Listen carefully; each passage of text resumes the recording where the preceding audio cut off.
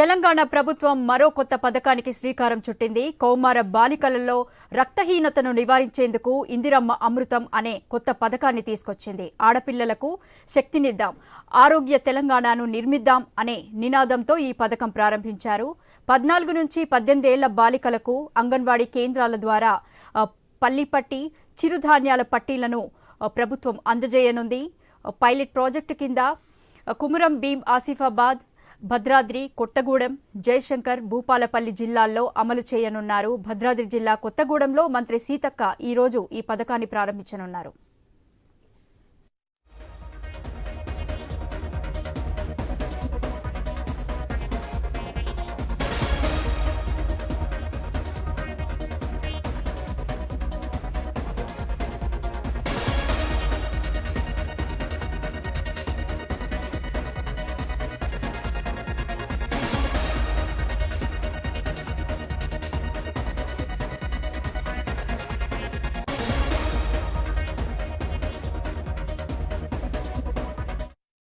తెలంగాణ ప్రభుత్వం మరో కొత్త పథకానికి శ్రీకారం చుట్టింది. కౌమార బాలికలలో రక్తహీనతను నివారించేందుకు ఇందిరమ్మ అమృతం అనే కొత్త పథకాన్ని తీసుకొచ్చింది.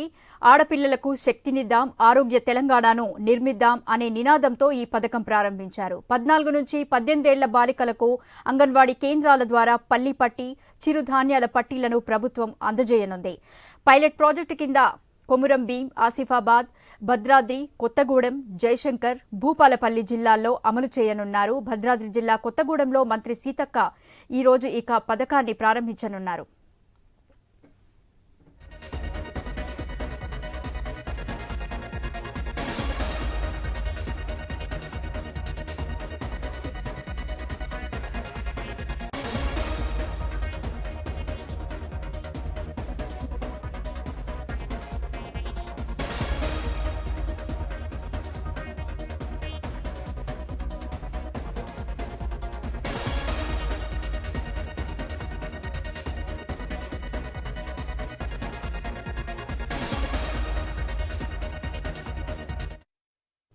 తెలంగాణ ప్రభుత్వం మరో కొత్త పథకానికి శ్రీకారం చుట్టింది. కౌమార బాలికలలో రక్తహీనతను నివారించేందుకు ఇందిరమ్మ అమృతం అనే కొత్త పథకాన్ని తీసుకొచ్చింది.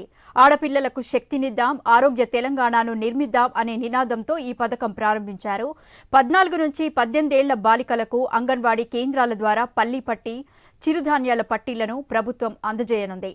పైలట్ ప్రాజెక్టు కింద కొమురం భీం, ఆసిఫాబాద్, భద్రాద్రి, కొత్తగూడెం, జయశంకర్, భూపాలపల్లి జిల్లాల్లో అమలు చేయనున్నారు. భద్రాద్రి జిల్లా కొత్తగూడెంలో మంత్రి సీతక్క ఈ రోజు ఈ పథకాన్ని ప్రారంభించనున్నారు.